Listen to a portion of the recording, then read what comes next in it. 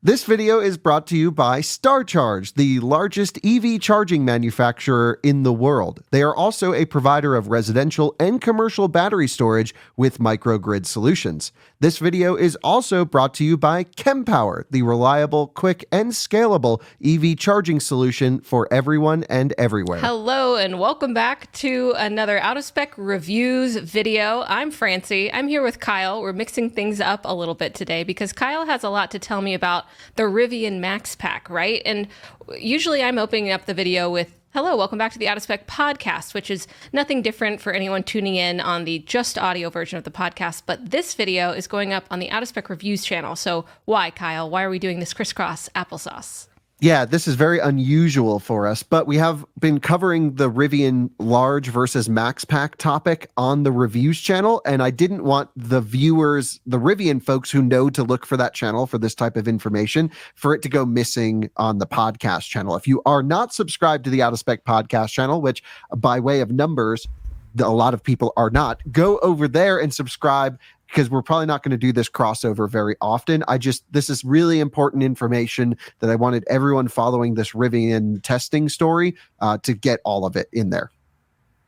Yeah, let's go for it. So basically, Kyle, you took out two R1Ts with the help of Jordan, one with the Max Pack and one with the large pack. And we have a podcast before where you talked to Skylar Williams from Rivian Stories about the Max Pack, kind of like what is the value add, if any, of the Max Pack? What has Rivian said that it will add? How much are you really paying for? What's the difference? And now you finally got your hands on a Max Pack so that you were able to test it with a large pack. So you and Jordan spent a while doing a couple different tests, but it seems like you've come across some stuff that is curious. There's a lot of questions, and you have one, we're going to cover like what you found out, but also you're waiting to ask the Rivian team as well about what you found, because I don't know, how would you describe it? How do you feel about what you kind of have discovered in your analyses and in your testing? Well, some sketchy stuff. I think there's no way around it. And of course, let's start at the beginning. Rivian launched the Max Pack earlier this year, and we knew some things about it. We knew it was just a Samsung cell upgrade. I think it's the 50G to the 53G. Essentially, it went from 5 amp hours to 5.3 amp hours. That is a known cell that's on the market, and people from automakers all around are familiar with that cell. The curious thing was that Rivian was charging $10,000 for that upgrade. Now, to start us off, Rivian originally promised a 400-mile range truck. They have delivered a 400-mile range EPA truck. It's actually 410-mile EPA in the 5 cycle. We're going to dig into all the EPA filings. And so as far as like a viewpoint I could see is they have delivered on their promise. They said, we're going to make a 400-mile range truck. They made a 400-mile range truck, but they did it in a very different way than many people were expecting. And so Skylar and I think you were there as well. Maybe it was just me and Skylar. We did a podcast. Basically, I think it was called "What the Heck is Going On with This Max Pack" or something like that. And we were like pretty skeptical about it. And everyone at Rivian saw that video. And what I thought was really courageous of them was they still offered to send us to our office a Max Pack dual motor, sort of the maximum range possible Rivian R1T. And to me, that is just a sign of confidence. That's a sign of openness. And I thought that was really amazing. And so then I was like, okay, well, I need a large, to really see the differences. I didn't want to evaluate that truck in a vacuum. I wanted a large pack, 21-inch dual motor R1T to run alongside, to compare capacities against, to compare efficiency against. And my friend Jason, who runs myelectrichome.org, actually, if you're looking for a home, this is not a paid sponsor thing, but if you're looking for a home charger installation in the Denver, Colorado area, check out myelectrichome.org because they're awesome. They let us use their truck. And honestly, that we got it with 120 miles on it. And the whole testing procedure started where I was like, okay, we got the Max Pack. Let's find a truck. Jason offered his, which was really cool. It was an identical configuration. We're talking 21-inch dual motor on both trucks. One had the large pack, one had the Max Pack.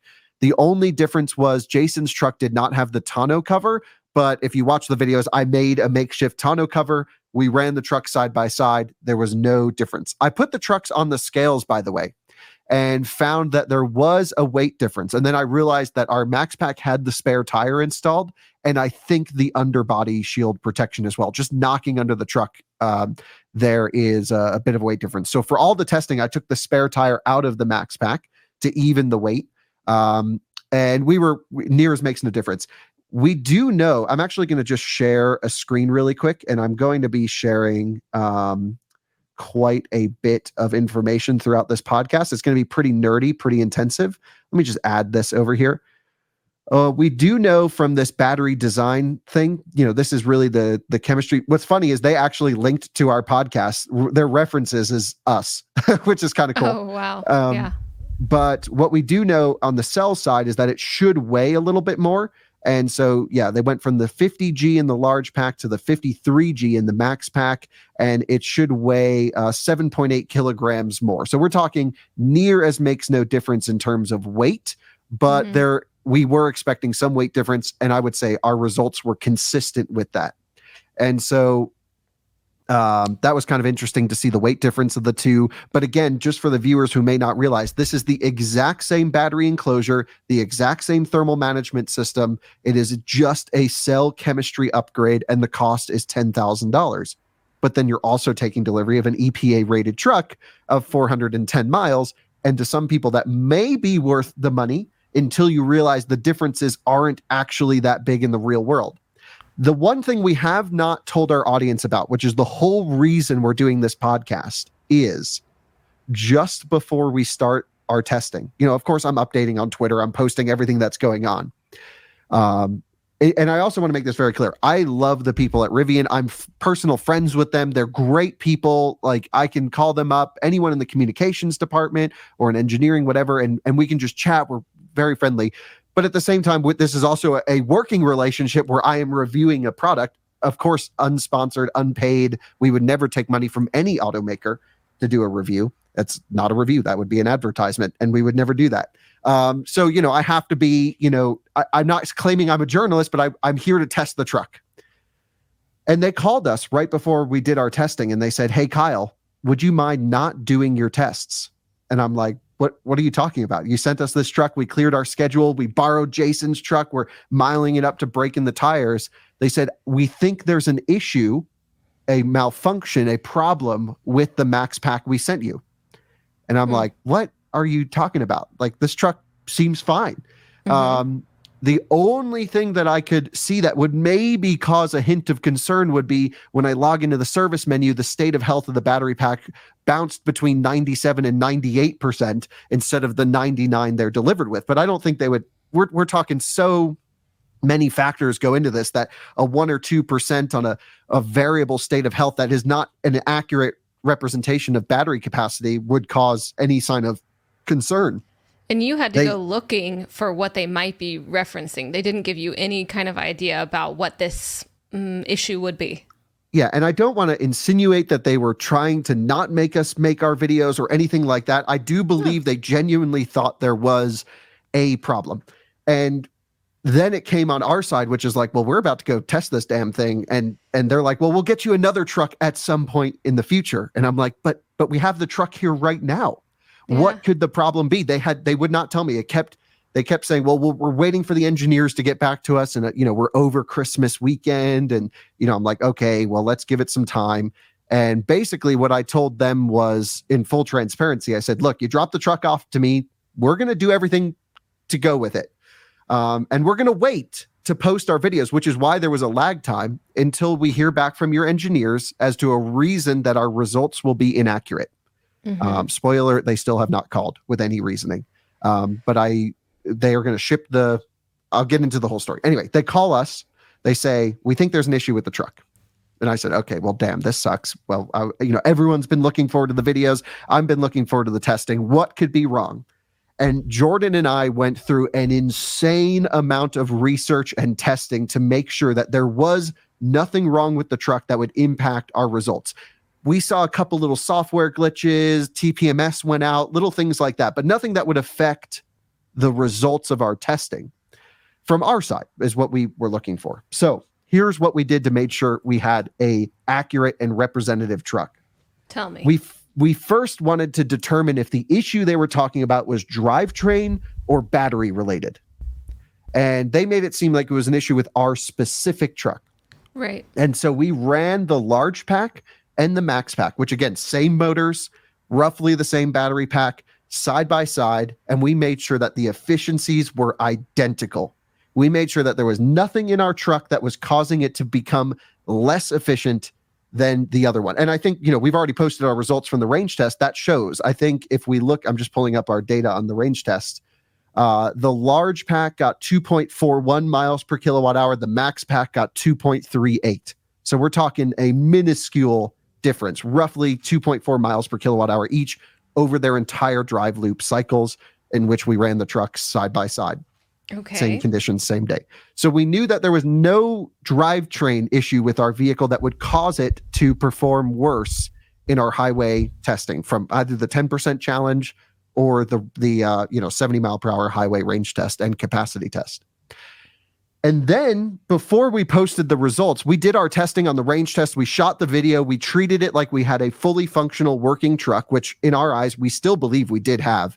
And we said, okay, let's film the results. Let's see everything. And then what we need to do before we post our range test results and capacity results is we need another max pack to compare to so that we can make sure we pulled the same amount of energy out of the battery pack. Again, both trucks we tested were new.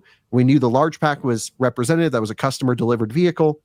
And before we posted our range test results, it was a scramble to make sure that the discharge capacity that we got out of that truck was accurate. Because again, Rivian is being vague in their responses, whether or not truly they couldn't get an answer from engineering. I don't want to insinuate they didn't want us to post our results. I think they thought something was up with the truck, and something might have been up with the truck, but it didn't affect our testing at all. So here's what I did to check the capacity of the battery pack to make sure that our 143.3 kilowatt hours indicated on the screen of total capacity was accurate. Mm-hmm. I'm going to share my screen here.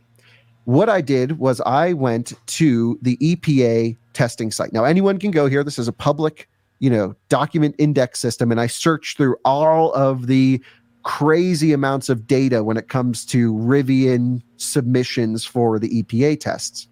And one of the things that's part of all of this is the dual large. Let me just find the dual max. Here we go. Dual max. One of the things that's a part of this is they have to list their discharge energy. And so, I was talking to Skylar late at night on the phone, my friend Bryce, my friend Jose. We're like, Jose's like talking to internal people at Rivian to say, what's the usable capacity? We get some numbers back, but of course I can't reference those because we got those from, an internal source that I don't even know who they are. I just was, like, can you ask someone that you know? And so I'm getting back results, bits and pieces here that indicate that what we pulled out of the truck was entirely accurate. But I needed to completely double check everything to make sure that we, because if Rivian's going to say their truck isn't representative, I need to prove that it is. Yes, of course. Or else and your testing would be skewed. Yeah, of course, we wouldn't post the video at that point. I'm not here to post a non-representative range test of something someone will go out and buy. Right. And to be honest, Rivian told me they will set me up with the engineers once they have a chance to dig into our truck and tell us exactly what's wrong with it. And my hope is that they'll actually do that on a podcast with us so they can share why there was a cause for concern, what the concern was, and how it should or shouldn't have affected our test. And I'm 99.999% sure it did not affect our test. Here's why. Not only did I talk to a Max Pack owner, Lacey, Misco Electric, who has been road tripping and driving her Max Pack, and she has a lot of data that she's captured. Mm-hmm. I have the submitted energy content that they were able to pull out of the Max Pack right here in the testing results, 141.549 kilowatt hours. Mm-hmm. And I'm like, well, that's pretty damn close. We actually got more, but again, we're relying on the in-car screen sensors, which are not instrumented data. They can be slightly off at times. Totally. And so I was like, okay, well, this is the actual energy content. But I'm like, you know what? That's just on one EPA cycle test. Let's go through some more. Let's find out some more. And what I found was Rivian actually submits these entire really nicely put together documents to the EPA. These are all publicly available documents, by the way. You can find them on the EPA website. Okay, nice. And I found that they really nicely laid out their total capacity of the Max Pack. Because again, for folks who may not, by the way, this is the rigs that they do the testing on. How sick is that? Oh, I want to build one of these. Super fun. Yeah, that would be great. I want to have my own. They're a couple $1,000,000 to do because you need to simulate solar loads. You can see all this stuff up here, and just so cool. And these are the actual clamps. Yeah, the clamps that they calculate energy capacity on. They're basically current collectors. Very current cool. clamps. Yep. Very thorough. This is voluntary. Do they have to submit this kind of document? Absolutely, in order to be given an EPA range. So every electric car has information like this publicly available through the EPA sites. Great. And one of our things that we're going to do is actually dig into this a little bit more. They go through the correct operation of the vehicle, the labels that it needs to have, of course, their MPGE indications, blah, blah, blah, blah, blah. But if we scroll down to the actual testing data on Max Pack, here we have an R1S, in this case, Max Pack, that they've ran. And then you can see they run it through the entire different cycles that they do. And they pulled 141.722 kilowatt hours out of this. Now, every time they do a range test or we do one, you're going to vary the amount of energy that you pull out of the battery pack, which I think is actually why Rivian probably does not communicate usable capacity of the battery, because it's really an up to number. If I were them, I would say up to 142 kilowatt hour usable and then 149 kilowatt hour gross, which is what the battery pack is. What kind of threw me for a loop at first that made me think we actually did not have a representative truck is if you look at, let me make sure, is this Max Pack? Yeah, Max Battery Pack. If you look here at the rating of the vehicle, let's see, of the battery pack and everything, they have an energy capacity of 382 and a nominal voltage of 392. And if you multiply those two together, for those who don't know, the way these numbers works is the energy capacity is 382 amp hours. So you have to multiply amp hours times the nominal voltage, which is, again, around half. So let's do 392 times 382. It's at 149.7 kilowatt hours. Typically, this is where automakers will post their usable capacity. So I'm like, at first, I was actually like, oh, damn, we didn't get a representative truck. Scrap the videos because we were supposed to pull 149 kilowatt hours out of it, and we only pulled 143. Right. But this is actually the gross capacity of the battery pack. And Rivian does this for every model. And of course, there's issues on it as well. You can see it says AC induction motor front and rear. They're both permanent magnet motors. So this isn't perfect. We've seen these discrepancies with Cybertruck, with other vehicles. So there, I guess, can be mistakes making. I don't know why they would list them as AC induction motors when for sure both are permanent magnet, which is why they have a clutch disconnect. We'll get into that in a bit. This is so hard to explain cohesively, but I think people hopefully are following along. Yeah. So anyway, go ahead. You can actually track what you're looking through. So. Yeah. So it's been really fun and actually a great learning. I'm not an expert on reading these documents, so I opened the comment section to everyone to tell me, did we get something wrong? Blah, blah, blah, stuff like that. And of course, I have a call with Rivian coming up that I will update everyone on if and when that actually happens. And we'll talk about that in a minute. So I was like, oh, crap, we didn't get everything out. But then I realized, okay, this is just the gross capacity of the battery pack, which we were expecting to be 149 kilowatt hours, again, based off of this data sheet that we knew the Samsung 53G cells were 149.6 kilowatt hour gross. Right. Okay. What's weird is this isn't entirely accurate because this claims that the 135 kilowatt hour pack, which is the large pack, is usable 135, which is for sure not the case. And I can prove that by coming back to the large battery pack documents. And we can see here's a different R1S that they ran, different color. This is a large pack truck, same setup, another packet submitted for the large dual motor vehicles. And if we scroll down here, you can see they pulled about 130.7 kilowatt hours out of that battery. And during our testing, according to the in-car screen, we pulled 132.1 kilowatt hours out. And again, there's different discharge rates. There's, we were close enough we're talking just, 1.5 kilowatt hour difference from the in-car sensors versus actual ones. And so in both cases, we pulled a little bit more out than Rivian claims is the usable capacity here in these tests. But yep, so we knew we were accurate on all of that. So that totally confirmed to me, just looking at these numbers through here and talking to Misco Electric, that there was no impacted result that our truck had. We had identical efficiency to the same specification of another vehicle, and we pulled out, in our case, actually more usable energy than even Rivian did when they did their own EPA testing. And being that we know the gross battery packs sizes are 100 and whatever they were, 149 kilowatt hours, and the large pack is high 130s, mid to high 130s. We're assuming the usable capacity is roughly 95.7% of both battery packs. So everything tracked normally. And this is why I went ahead and posted the results. And I told Rivian up front, I didn't just like blindside them. I said, hey, I'm going to put this video up at noon Pacific yesterday. So December 27th. And that's when it went up. I said, if you can call me or have an engineer call me with a reason as to why you believe our truck is non-representative of a production Max Pack, I am happy to hold the video and to, wait on this stuff. But I, thought, okay, we've gone through all of this research. We found all of this data. I feel confident enough that we pulled out we did better than you guys did, according to the trucks. And, we only got, what did that truck do? 339 and a half miles at 70 miles an hour.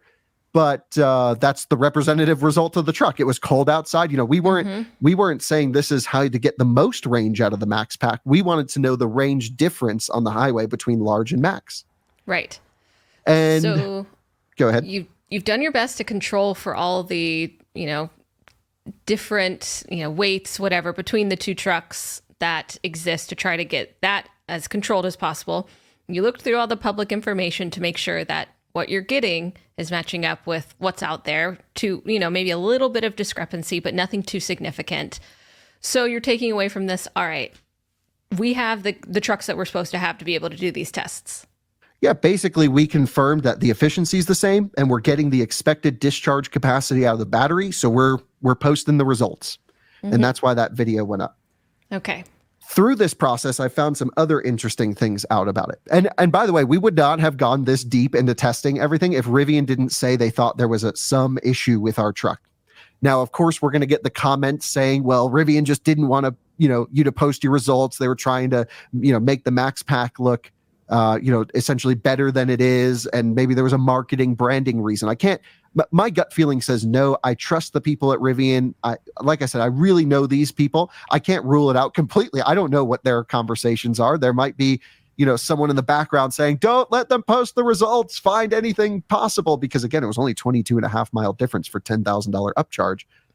I don't think that's very much like them. But I think we did our due diligence to make sure that there was no issue with the truck that we had, at least I believe there was no issue with it. And I even went as far as before the video went up, I returned the Max Pack to Rivian.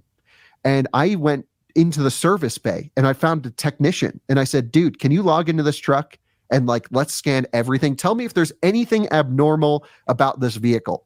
And the only thing that popped up that was abnormal was that the clutch didn't disconnect at some point in the truck's life, stayed open, which means front wheel drive, for more than 300 miles. And I'm like, but that makes sense. We just did that on our range test and it must have flagged a little thing because we were just sitting on the highway for an entire discharge cycle.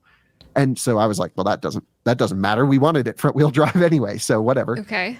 So nothing else popped up on the truck. Now, that's not to say the engineers don't have access to more information or more detailed stuff, but whatever this dude was looking through was like, we were deep in the menus of the truck, remotely looking at it. They can see everything. It was crazy. And both he and I were like, he's like, I can't find anything. He didn't say there is no issue. He's like, if engineer is telling the press team that there's an issue, maybe there is, but to our side, we don't see anything. Right. So that mixed with our fact finding, I was like, you know what? I think our truck's fine. And I talked to other, Rivian enthusiasts and people in the community at length about what do you think we should do? And ultimately I just don't think I want to be bullied by a big company into not sharing results that make them look bad, because I think we made sure that the truck was representative. Okay, that's that story. Story number one. Story number two is throughout this whole cycle, I was like, I get the results, I get everything. How is that there is a 58-mile range difference between the R1T large dual motor and the R1T Max dual motor? I'm like, that doesn't actually add up. No. And I found some interesting things that I'm going to share with everyone. And I just want to say, I'm going to share information that I am not an expert at interpreting EPA document information, but I have confirmed with everyone I possibly can about this. And I don't think anything's illegal or wrong, but it does feel slightly deceptive on Rivian's part, what I'm about to share. And I think it's worth... Really? Yeah, I think it's worth going into this with like, okay, let's see what Kyle has to say, but let's verify. So I'm just presenting information. I'm not accusing anyone. I'm just saying things smell a bit fishy for what I'm about to show you. And again, I know a lot of people that look into these documents, I would say as a hobby, but are not paid experts in this world. And so I just want to make it clear that I'm just presenting information that I found, and I'd love some comments from the viewers as to their interpretation, professional interpretation, if possible, as to what we're seeing. Okay. So to that topic of when I go to the Rivian website and I configure the trucks, the one thing we know for sure is that the R1S is less efficient than the R1T. Sounds interesting, but the truck is more efficient in every EPA test. In the real world, I've done a video where I've ran R1T, R1S side by side. The truck's always a little bit better. And what's weird is in the configuration of dual motor, all-wheel drive, 21-inch wheels, this is the exact truck that we tested, large pack, right here, right? This is the one we used on the range test, has an EPA estimated range of 352 miles. Okay? Okay. Seems that we knew that. The curious part is the Rivian R1S dual motor all-wheel drive on 21-inch wheels, the identical configuration, also has a 352-mile range. But we know that it shouldn't be exactly the same. The R1T should always do a bit better than R1S, and always has. And I'm sure if we play around with different configurations, we can make it show that. So let's just show, quad motor, just as an example. 21-inch R1S is 321 miles. And again, there's an explanation here that I want to get to, but if I go quad motor, large pack here, 328 on this one, truck for truck, 321 on this one. Okay, so there's always a difference. Why is it in this one specific configuration of 21-inch dual motor or dual motor performance? Again, they don't affect the range of each other. Why are they identical? And I found the answer as to why, which is, to me, when you're looking at, from a marketing perspective, when you're thinking about buying a Rivian, you're going to be looking at the long range ones and comparing them, right? So the R1T Max Pack is rated at 410 miles of range. If I just come over here and go Max Pack, and the R1S is rated a little bit less than that at 400 miles of range. Okay. Why is the truck, why is it in that configuration, they're 352 each? And then here, it makes the gap from R1T large to max look bigger than it actually is. And here's what I found. And this, again, is where I'm just presenting information that I found here. Okay. You can see here, and in the official testing procedures, this is the Max Pack. I just want to make sure. Yeah, dual max. Here's each test that the vehicles go through. I have another thing about a 2-cycle and a 20-inch I'm going to get to in a second, but we'll get there in a minute. You will notice that, and I encourage everyone to go through all of these documents. And again, you just go to this website here, dis.epa.gov, and it will, let you search through all of this stuff. You just type in R1T and vehicle model, and it'll pull everything up. I guess to make it short and to not make this podcast continue, the R1S 21-inch dual motor was the only one run with 21-inch wheels. They never submitted or ran a R1T 21-inch truck. And we can confirm this results even further by coming to the Max Pack document here. This is the 141 kilowatt hour Max Pack packet that Rivian sent. And if I come all the way to the bottom, this is where it shows what tests qualify for what vehicles. And if I come up here, dual motor. I'm trying to show large for a second. Excuse me. Because we're trying to show that why is it that the R1T and the R1S large dual motor share the same range? Yes. And you will notice here's a test. You can see it. This is the test group .09192 as an example, and some of these things do change, but that particular test group accounts for R1T 22-inch. There's another one that accounts for R1S 22-inch, two separate tests for two different models.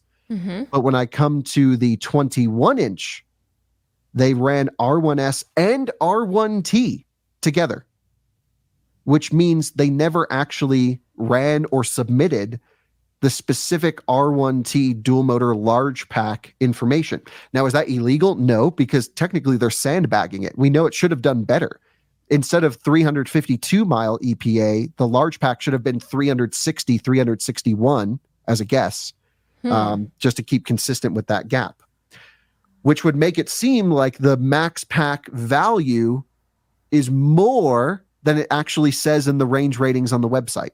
Yes. Sorry. What am I trying to say? The Max Pack appears to have a higher value than in difference than in real life.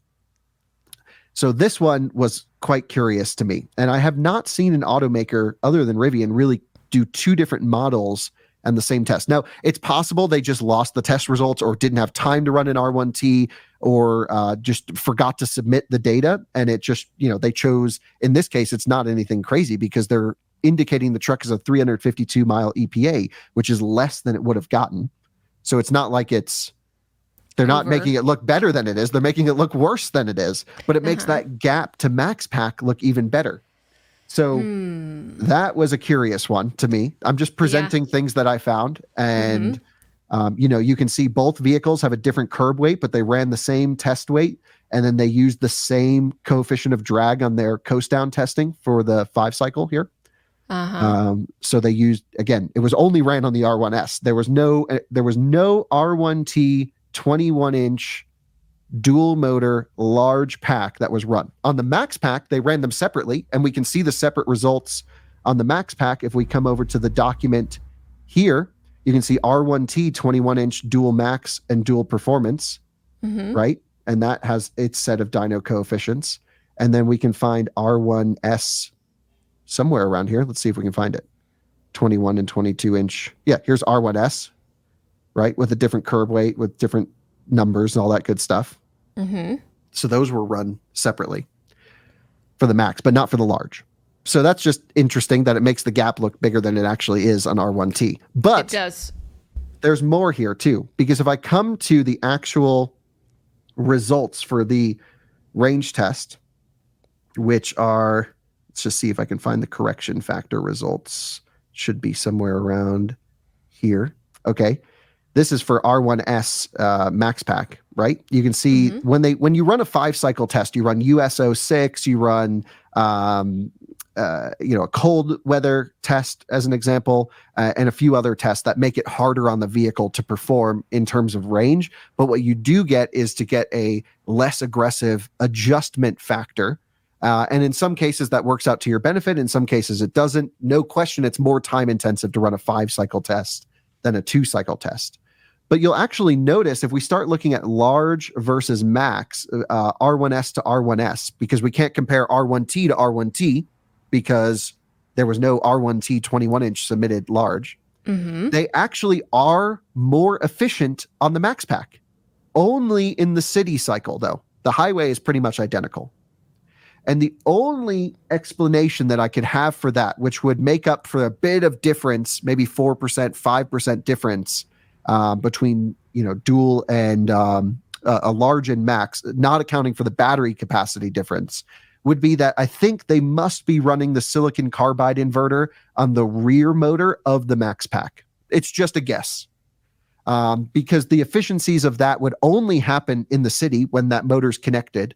And again, it connects up to like 17 miles an hour and then re-engages when you're decelerating at 12 miles an hour, plus or minus. And so having a more efficient rear motor, if they are installing the silicon carbide on the Max Packs, makes sense for a few percent better efficiency, only in the city though, because again, on our highway test, both have the silicon carbide inverter on the front motor, and they are identical in our test, and they were identical in the EPA testing. I mean, when you want that larger range, sure, it's good to get it in the city, which is probably where you're doing most of your driving. But if that doesn't carry over to efficiency on the highway, the $10,000 price tag doesn't. Sure. Well, I think actually it would be kind of an easier sell for Rivian if they're like, oh, we're putting the silicon carbides in the Max Pack, but only the silicon inverters on the large pack and the rear motor. That actually not only helps you in the city, but also while towing. Because in tow mode, in sport mode, that rear axle is connected and running four-wheel drive all the time. And so that seems like a benefit that I would share if I was an automaker. Maybe they don't think people would understand it, but that would be the only thing I can think of as to why they are more efficient in the city than not. There was another idea, which is maybe the battery packs actually less resistive or has an easier discharge percentage, but we actually looked at the differences between the Samsung 50G and the 53G, and it's not enough to show up on a test result. So I think it's the silicon carbide rear inverter, which is cool. There's nothing wrong with that. That's great. That's a meaningful upgrade to the Max Pack that is not confirmed. I'm going to ask Rivian and we'll answer. I'm just speculating with what I found. Yes. But there's one more thing to share that I didn't like that feels a bit slimy to me here about all of this. My interest is piqued. There are 3 different wheel configurations for Rivian. There's a 20, a 21 inch, and a 22 inch. And in the 21 and 22 inch variants, they run the 5-cycle test. I've shown you that. We've seen the discharge results. But in the 20 inch, they only run a 2-cycle test, which inherently isn't bad or wrong. It's just, and I just want to prove it to you really quick. When I come to the official EPA documents here, it doesn't matter if it's large or Max Pack, they show the same thing. The first test vehicle that we're doing here is an R1S 20-inch all-terrain dual large, right?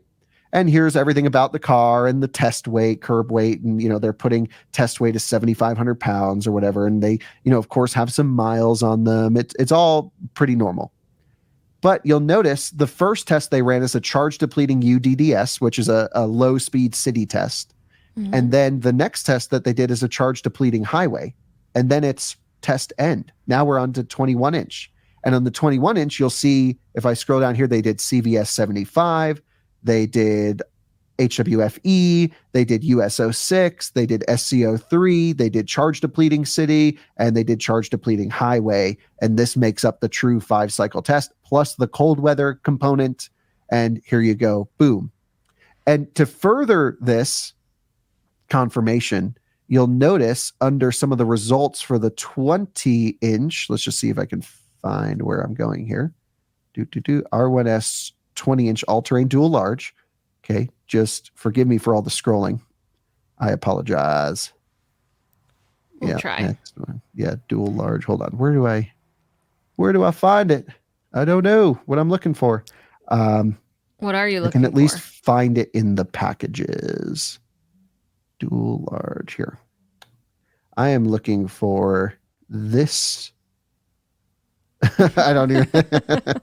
I'm basically showing where the manufacturer claimed they did run the 2-cycle. I mean, they submitted 2-cycle results, but it was an intentional thing that they didn't leave off the other 3.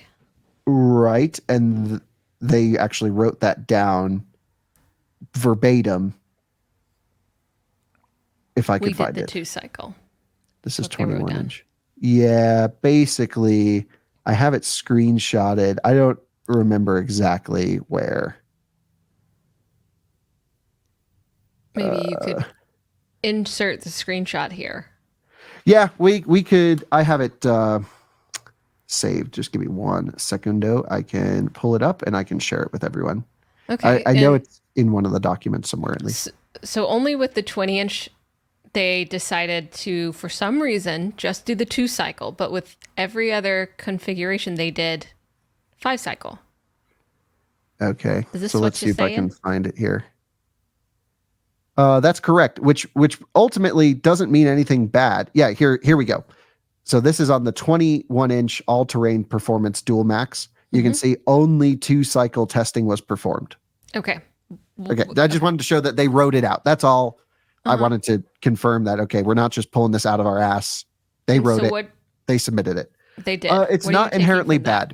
bad. I don't actually know if that means that the results are worse or better, but all that I do know is when you compare a R1T or R1S range on 20-inch versus 21-inch using the website, they're not using the same test. They're No, not comparable numbers. it's not consistent. Right. And we can look at that right here. So we can say, okay, let's come to the vehicle studio and let's spec, the 20-inch only available with all-terrain upgrade. How do you do that? You got to Maybe you need upgrade to performance all-terrain. tool. Yeah, what do I got to hit? All-terrain upgrade, select. So on the large pack Rivian dual motor, you can see this 307-mile EPA versus the 352. Those are not comparable numbers. They're not running the same drive cycle. And yeah, no question, there's going to be a range hit. And perhaps the 2-cycle makes the all-terrain look even worse than it would perform, right? And that, I think, actually leads to a better customer experience when they're driving their vehicles and achieving their range, which I can do in my own Rivian and many owners can as well. But that is certainly, I don't know. I just feel like it's a little slimy because that 307 versus 352 are not in the same drive cycle loop. So you can't actually say you'll get this much more range if you match EPA results because the EPA cycles are different. If that makes sense. I totally understand what you're saying. And if I were to base my decision off of this information to either upgrade to the Max Pack or just trusting the EPA range that they're giving me, that wouldn't make me feel good as a customer for Rivian. The one last thing I just want to show and to be transparent about, on the R1S 21-inch, the results are accurate when you go between large pack and max pack. This 400 to 352 mile it is exactly what the EPA results will show. And let's just, so you do 400 minus 352 in this case is 48 miles difference, right? Now, our test only showed a 22.5-mile difference because we did not do city driving, which means we didn't get that added efficiency benefit, which means the highway portion is less effective. And especially when towing, perhaps you do actually get the benefit of that more efficient rear inverter, if that's the case, just a guess. Sure. And I would have loved to do that test. And actually, next time I get a Max Pack, I will do that test because if it is more efficient towing, it might be worth $500 or $1,000 plus or minus. If you're towing all the time in your EV, sure. Yeah. Okay. But then when we look at the R1T numbers back to back, just to pull this up, sorry that I don't have it here.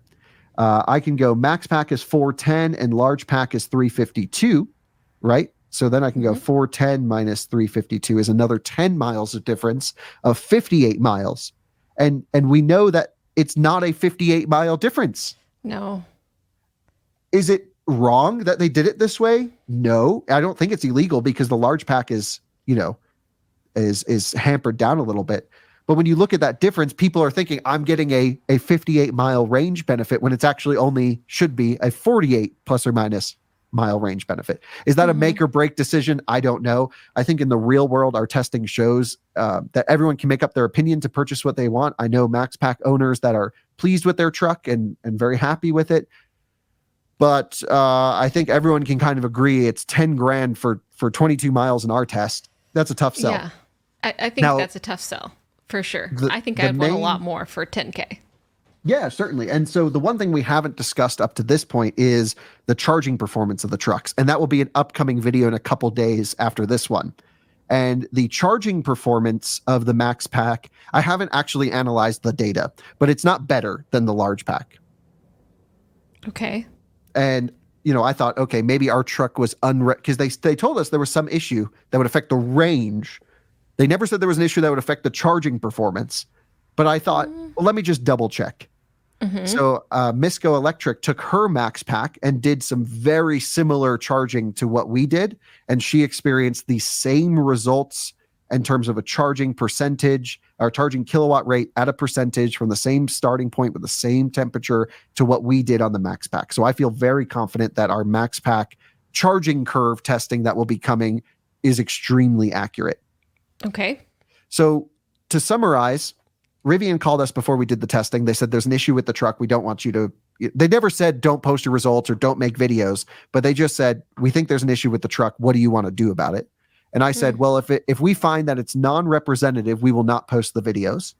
And I thought, well, in order to make sure that it is representative, I really got to dot our I's and cross our T's and make sure we did all the research and prove to ourselves that it was a representative result. Exactly. And that's what all of this research went into. And that's what I have found. And interesting. I would like to see what everyone thinks, but I feel like can be pretty sure that we were representative. Mm-hmm. Yeah, I mean, you'd hope that if you were handed one of these over that it would be representative, but this added, a whole nother layer where you had to dive into the details and all the public information on this to double check it, which revealed more things on top of that. But were you necessarily, I mean, you already had kind of your hunch about the Max Pack and the value add. So has that changed to what you originally thought about it now with all this testing? I mean, or not? I'm feeling pretty good as a large pack owner. I'll tell you that much. That's how I feel. I feel like if it was a small, so what I would have loved Rivian to do, this is now let's forget data. Let's just say, what's our wish list? My wish list of the Rivian would be for the Max Pack. I think there's still some work they can do to improve the charging performance, and we will cover that story as it is improved, just like we did on the large pack. They came out nerfed. It's possible they'll push the cells harder, but based on the 50G to 53G cell, I'm not expecting a major leap without the large pack also getting a major leap in performance. But there's always optimization that can be done through software. And I'm thinking maybe that's why they didn't want us to test the truck, but I don't know. I don't have the answer. What I will say is, before we get into our wish list, I will update everyone as soon as I talk to Rivian engineers. Mm-hmm. I will invite anyone at Rivian onto our podcast to explain whether we're right or wrong. And I've already let them know all of this. I've already said, hey, we want to be as transparent about the Max Pack to our audience as possible. We're not on a mission to make it look bad. We just want to quantify what it is. Mm-hmm. And up to this point, I think we've done a pretty good job of that. But it does, their whole like your truck has an issue thing just raises a bunch of questions and red flags. Yeah. Anyway, agreed. Here's the wish list. I just wanted to make that clear that we're not like in communication with the Rivian. We still are. And I love the people there. And I love my truck. It's the best truck I've ever owned. I just think this Max Pack's kind of lame. And that's my interpretation of the data that we've gotten. Your interpretation of the data might be differently. Sure. So I'm sure wish people list. will let us know. I wish they would push the cells a little bit harder while charging and then introduce the Max Pack, or have introduced the Max Pack as a no-cost upgrade to the large pack. Yeah. For example, Tesla did this with the Model 3 and Model Y, where they went from the 74 kilowatt hour pack to the 82 kilowatt hour pack. Didn't tell anyone. It just gave you everyone more capacity. Mm-hmm. And I'm like, okay, well, that's pretty cool. Why is Rivian charging me 10 grand for similar benefit as an example? And it is from an investor standpoint. I'm sure investors love the idea of Max Pack because I don't know if it costs them more or less. I assume it costs them more for the newer cell, but I don't know what the percentage is. I can't imagine it's 10 grand, but that's just me speculating. I don't know. But it seems like it's a profit cash grab more than anything. Yes, definitely. So I would have loved to see them maybe raise the price of large pack $500 or $1,000 and say, you know what, we're giving you an extra, how many kilowatt hours? 11.3 kilowatt hours according to our testing. And I think everyone would have been fine with that. That would have been cool. Look at the new technology improving. And then Max Pack should have been, not only did they promise a 400-mile truck and playing every EPA game to eke out the mileage in the 5 cycle with the loosest correction factor and all that stuff, actually give us the most amount of range you can put in the damn truck for people who use it like me, where I need to tow. Mm-hmm. And I'm just so disappointed with towing with my truck that I genuinely need a real Max Pack. And that would be, first of all, Max Pack was never supposed to be available on R1S early on. The reason was R1T is longer. It can accommodate a bigger battery before you hit the rear axle. And so I wish they would fill in that module space. They were also supposed to fill in the module space underneath the rear seat where the subwoofer is and extra storage to give you even more capacity. Now, I'm not sure I'd give up sound quality for that much capacity, but you get the idea. They were going to stuff that thing full of batteries. And they still, based on the technology years ago, they were only going to give us 400 miles of range, but we were going to have a 180 kilowatt hour battery pack. They could have probably squeezed 200 kilowatt hours worth of battery pack in there, made it 800 volt, made it charge well, and show the world the engineering and technical ability of Rivian. And what they did, in my impression, and there's no reason to be upset about it because the information's all out there. Someone can choose to purchase this or not. But what they did was they did the least amount possible to hit the 400 mile EPA range for R1S, which R1T got 410 because it's more efficient. And there is almost little to zero benefit to the end user in the real world. Yeah, I feel like they should have just paused on the whole thing and come up with something that really added value. Because I don't even think that, from your testing, it adds something here and there, but significantly for the end user experience, I don't think that it's matching up with what it was portrayed to be. I don't think it matches up with the price point and the potential there too. So, personally, why come out with something that is supposed to be an improvement on what was already there when it's really not? Like, it seems, I can imagine being on that team where it's like, well, we just have to keep going forward with this project and figure it out. Of course, I'm, editorializing, and that's, who knows what happened, and that's why it would be really great to talk to Rivian. But I think a pause and a reconsideration of how to really add value to Rivian customers when range anxiety is a huge thing, battery chemistries are, we're playing to see what works best.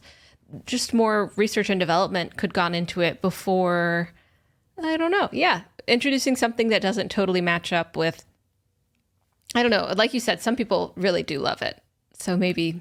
Well, I don't actually think I've come across anyone who does love Max Pack. I even Lacey was like totally pumped about it when she got her truck Misco electric. Yeah, and then I was on the phone with her and she's like, well, I had the early pricing, so it only cost me $6 or $7 grand. But even then I'm like, not totally sure that's worth it. And I'm like, I think the charging's worse. I don't want to say that for sure without analyzing the data. I have the data.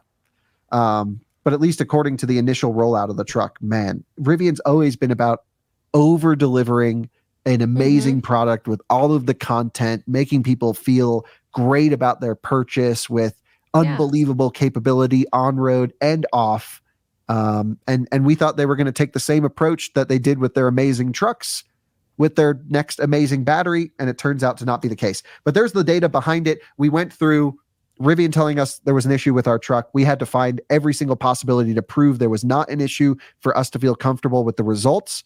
Rivian, the reason we didn't wait for them to confirm everything with us is they claim they have to send the truck back to engineering in Irvine, where they will then dig into it, and then they will have an engineer respond. But this is next year. Oh, well, okay. How did it get all the way to you before intervention? Why did it take right before we started our test for someone to flag something that we can't find anything wrong with the truck? I don't know. Leave that up to your imagination. I'm not claiming anything. I genuinely believe the people at Rivian are open and honest. I think there must have been I can only speculate, some internal miscommunication where it could have even been someone said, well, we're going to update something on the Max Pack. So the truck's not representative, but it is of the current ones. I don't know. And I've already asked them a million times. I literally held the video for 2.5 days waiting for a response and knowing that we weren't going to get one till next year and feeling pretty confident that we got a representative result. I posted our range test video and I will post our charging test video. Ultimately, that's the test car they sent us. We got the results on that particular one. And if they feel that another one will do better or differently, or if users feel they do better or differently, we will find a viewer's truck or another press truck to rerun at soon as possible to make sure we are sharing the most accurate results. But I believe we got the most accurate results based on the current software version today. Yeah, I think if there was something that direly wrong with that truck, that they would have gotten you a response, that they, would have come at it a bit different. Or would have said, hey, there's something wrong with the truck. Don't drive it. They never said don't drive it. They never said don't film. They never said don't test. They just kept asking, are you going to film that range test? Are you going to do this? And I'm like, yeah, we're doing it. This is our job. So, I feel bad that they, have to find a way to communicate around this Max Pack situation. And certainly we put them in a pickle. That's also our job, to test vehicles. But it is what it is. And I think we're as transparent as we can possibly be, given all, laying it out here in this podcast, which is why we put this on the reviews channel and not on the podcast channel, because this is where Rivian people come. Yeah, thank you for diving through all of that data and walking us through, just to understand not only what you've done to research and kind of back up what you've done so that you can have the confidence, but also, there's a lot to look through, and it's public information. So showing everyone that they can find it too, and seeing what questions come to the surface. I guess you have some conclusions, but looking forward to speaking with Rivian directly about it all. And we will update as soon as possible when Rivian gets back to us with results, numbers. I'm happy to issue any correction that they come to us with that we trust and believe.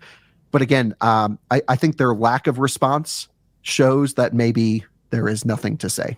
But that's just speculation. We'll have to see. Another waiting game. Really interesting. So yeah, let us know what you think in the comments. Have you dug through these kind of materials like Kyle did? Did everything make sense? Did he scroll past something important? Definitely let us know. But yeah, so I guess, Kyle, we'll be waiting to see what you talk about with Rivian, whatever comes next with this. I think this has definitely been something that people are waiting on. Should I upgrade? Should I not? Should I degrade? Is the Max Pack that I apparently paid for worth it? ... So we'll see. So thank you, Kyle. And this is the reviews channel, so I guess I'll let you close it out because it's not my podcast. Well, thanks for watching another Out of Spec Reviews video, and we'll see you on another one again soon. Bye-bye.